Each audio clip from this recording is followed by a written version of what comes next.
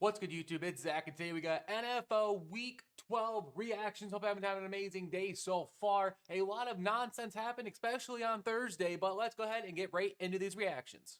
Starting things off on Thursday, we had the Buffalo Bills absolutely get demolished by the Houston Texans. At least Josh Allen got demolished in this one, taking 8 sacks. Absolutely diabolical stuff here. The Bills are supposed to have a good offensive line. I mean, James Cook has been playing some of his best football. But yeah, Josh Allen couldn't really get anything going 24 of 34 for 253 yards, 0 touchdowns, and 2 interceptions. James Cook having a really solid day, but again, the Bills were not able to defend against the pass because, Danielle Hunter and Will Anderson Jr. do, in fact, exist on this planet. And then Davis Mills did his best game managing, going 16 of 30 for 153 and 2 scores. Didn't really have much going on the ground game.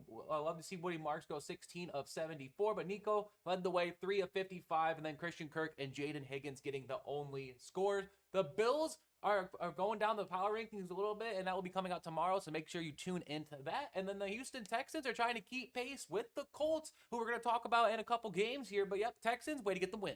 Next, we was supposed to be Aaron Rodgers' revenge game because he does own the Chicago Bears, but wasn't able to go. We had the Bears squeaking out a win by a field goal, a score of 31-28 over the Pittsburgh Steelers. I mean, Mason Rudolph did pretty well in this game, if you ask most Steelers fans, going 24 of 31, 171, a score and an interception. The great ground game that they had with Kenneth Gainwell and Jaylen Warren combining for about 150 yards. Warren and DK Metcalf getting a rushing touchdown. It's absolutely good stuff there. Receiving was not really of anything. Going Calvin Austin 4 for 36 in this game. Caleb Williams, again, he's completing some big passes, but 19 of 35 is an absolutely diabolical completion percentage, just over 50%. Only took 1 sack in this game, which is very notable, but he did get strip sacked in the end zone by TJ Watt. That's just TJ Watt things. And then run game didn't get a whole lot going, only 99 as a unit. But then receiving, Roma Dunze for me in fantasy absolutely cooked me. But DJ Moore with 5 for 64 for 2 touchdowns. And then Colston Loveland, Michigan's very own, getting a touchdown in this game. Bears continue to rise up the NFC North and the power rankings, while the Pittsburgh Steelers, I think they're tied with the Ravens right now. I don't know who is actually at the top. I know they're both 6 and 5, I believe. But Steelers, you guys need to turn it around fast. Next, we had the Cincinnati Bengals getting upset by the New England Patriots. I mean, by upset, I mean they were upset that they lost. I heard that Joe Burrow might be coming back for Thanksgiving. I don't know why. You guys are 3 and 8. I think it's impossible for you guys to make the playoffs. Even if you win out, you're going to need a lot of help, just like last year. But the Patriots, Drake May going 22 of 35, 294 with a score and an interception. TreVeyon Henderson finally got limited back to Ohio State for him, going 18 to 66. Drake May chips in 22 yards. And then Hunter Henry, if you had him in fantasy, you feasted, 7 catches, 115 yards, and a score. I don't remember seeing Joe Flacco get injured in this one, but there was a Jake Browning cited. Chase Brown, 19 of 107. But again, the Bengals defense cannot hold a team to under 20 points. And the receiving was led by Andre Ichubas with Jamar Chase suspended. I think T. Higgins got banged up in this game. I remember him seeing the doubtful tag to return.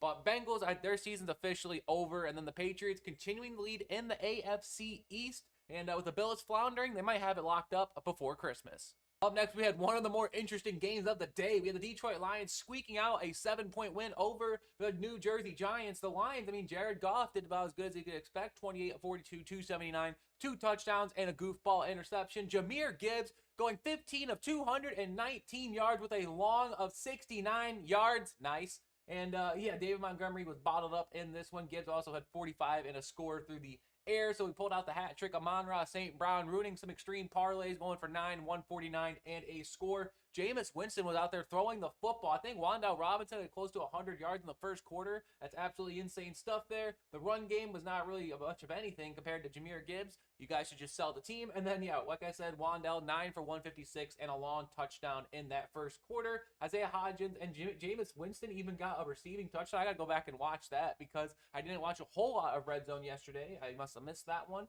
And Lions, they've got the win, but this is a lot more closer than they wanted to. And then the Giants, you guys are just trying to tank and hopefully get all your guys healthy back next year.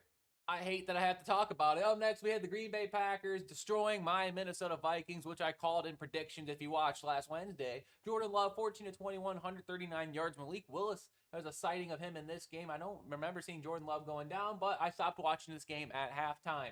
J.J. McCarthy, 87 yards, 2 interceptions, and his season might as well just be over. I mean, the offensive line is terrible, but there's at some points where your quarterback has to throw for, I don't know, 100 yards. The run game didn't have much of anything because there's no passing game.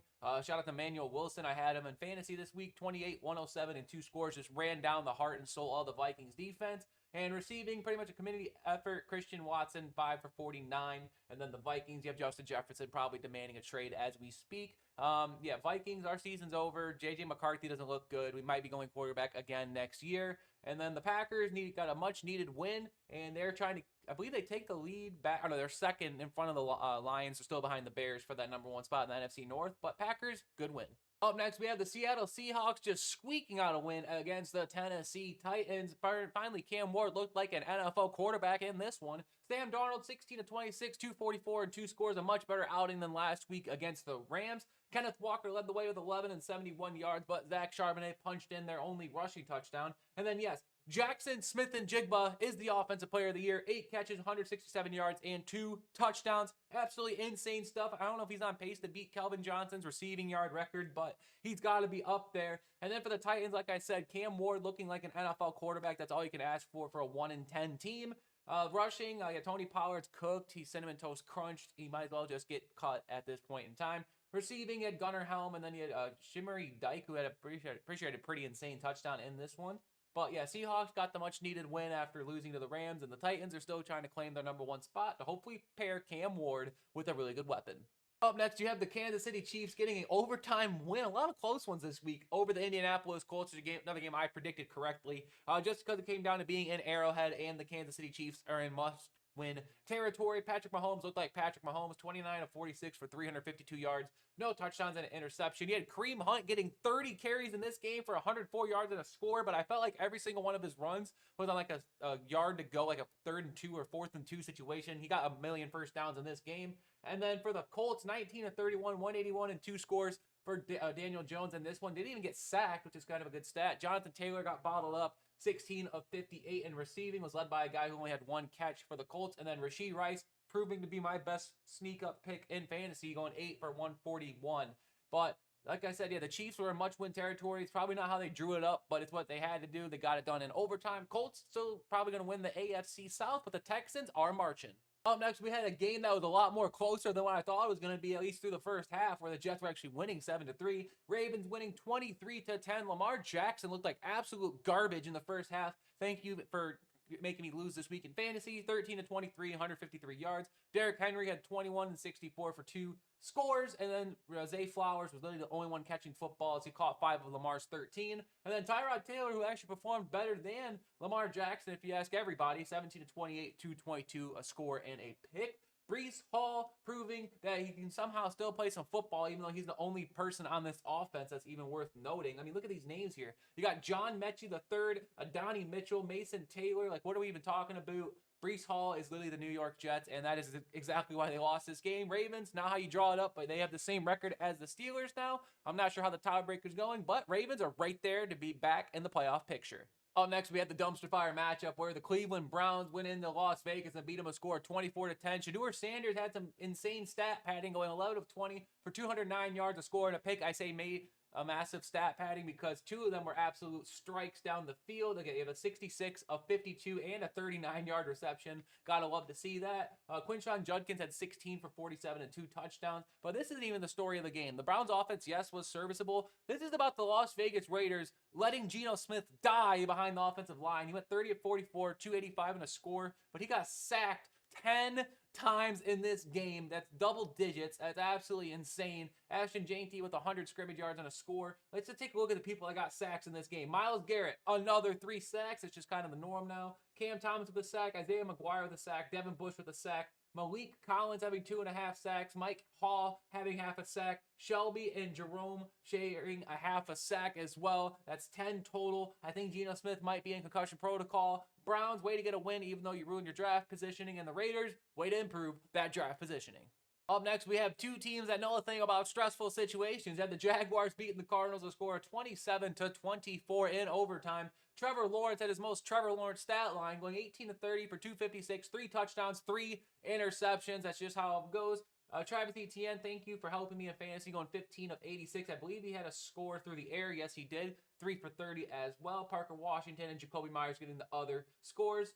Tootin was tootin in this game. Didn't have a whole lot going for him. And then the Cardinals, Jacoby Brissett, it looks like he got banged up a little bit. He missed a play at least. Going 33 of 49, 317 and a score. It's actually insane how much better Jacoby Brissett is at quarterback than Kyler Murray. Who would have thought at the beginning of the season?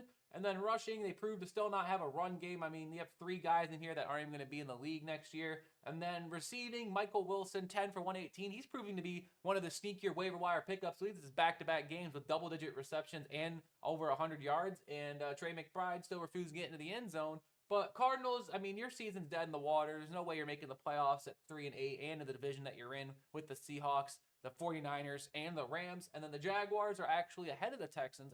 My apologies, Jacksonville fans. The AFC South is actually kind of a juggernaut if you think about it, outside of Tennessee Titans. If you know, you know. But Jaguars, way to get the win.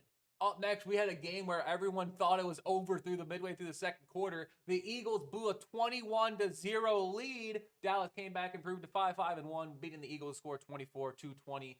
Dakota Rain Prescott going 23 of 36, 354 yards and 2 touchdowns. I should have started him over Lamar Jackson, but Lamar Jackson was playing the Jets with no Quinn Williams or Sauce Gardner, sue me. And then rushing, Javonte Williams, 20 carries for 87 yards. But shout out to dude. The George Pickens arc is continuing to thrive. I mean, CeeDee Lamb's not really having his best season, but it's opening up the field so much for George Pickens. 9 for 146 and a score. Eagles 27-39, 1 touchdown, 289. That's out of order for Jalen Hurts. And Saquon Barkley only getting 10 carries. I'm not sure why he's only getting 10 carries in this game. And then receiving was led by A.J. Brown, 8 catches, 110 yards, and a score. Saquon added 7 and 52, so not even 100 scrimmage yards because they have 50 rushing yards. That's pretty diabolical stuff. Cowboys got an insane win. I mean, if they want to make the playoffs, they're probably going to need to go like 9-7-1. That might be enough to squeak in a week NFC. Eagles, they're probably going to still have the division locked up. It's literally them or Dallas. I mean, the Commanders and Giants are the Commanders and the Giants this year. So, yeah, Cowboys, way to get the big-time win. Eagles, do you guys want to talk about it? Up next, we definitely had my least watched game of the week. We had the Atlanta Falcons beating the Saints, score 24-10. Kirk Cousins, Minnesota's very own, went 16-23, 199 and 2 scores. Bijan and Algier combined for a $114. Darnell Mooney caught a big strike for a score. And then some guy named David Sills, the fifth. It's also pretty cool to see. And then the Saints, I mean, Tyler Schlock did okay. 30 of 43, 243 yards, 1 interception. Ended up getting sacked 5 times. He was also their leading rusher. Alvin Kamara, 3 carries for 11 yards. I think it's officially time to end Alvin Kamara's career. I think he actually might have got injured in this game. I played against him in fantasy. I didn't happen to see it. But, yeah, I mean, this game, not a whole lot happened. Saints are improving their draft position. Falcons are somehow going to think they're going to catch either the Panthers or the Buccaneers. But shout out to the Falcons. You ended your 5-game losing streak. Good job. Finally, we have an absolute ass-kicking of all ass-kickings. We had the Los Angeles Rams beating the Buccaneers 34-7. I knew this game wasn't going to be close. I mean, the Rams are the healthier team. They're the number 1 team in football for a reason. Stafford, 25-35, 273 and 3 scores. I'm not sure why. I think Kyron Williams only had like 2 carries at halftime. I'm not sure what that was all about. But, I mean, it was working. I mean, the Stafford was just throwing the ball around. Puka Nacua rooting some parlay, 7 of 97. And then Devontae Adams continuing to be a touchdown guy. Man, that's another 2 touchdowns for him. Colby Parkinson getting that 3rd score. And then the Buccaneers, I mean, Baker Mayfield went down. Sean Tucker, Rashid White still suck at football. They desperately need Bucky Irving and Chris Godwin to come back. They need Mike Evans back. I mean, there's nothing really good to say here about the Buccaneers at all. They got 1 sack in this game. And between the 2 quarterbacks, the Bucs got sacked 4 times. Rams, way to get the big-time win. The Buccaneers, I believe if the Panthers win tonight, they're going to be number 1 in the division. The Buccaneers will fall out of the number 1 spot in the NFC South. Who would have thought that was the case at the beginning of the year? But Rams, way to get the win. Buccaneers, please get healthy. And that's all I have for you today. If you guys enjoyed, please make sure to leave a like and subscribe if you're new. Turn on post notifications. I got tomorrow, we have NFL Power Rankings, and there's going to be a lot of movement on the board. It's one of the ones I've actually had to sit down for an hour just to make sure I have it right, because I don't think Monday Night Football is going to affect it too much. Maybe the Panthers are able to sneak their way in. But yeah, other than that, it's been Zach. I will see you all tomorrow for NFL Power Rankings. Peace.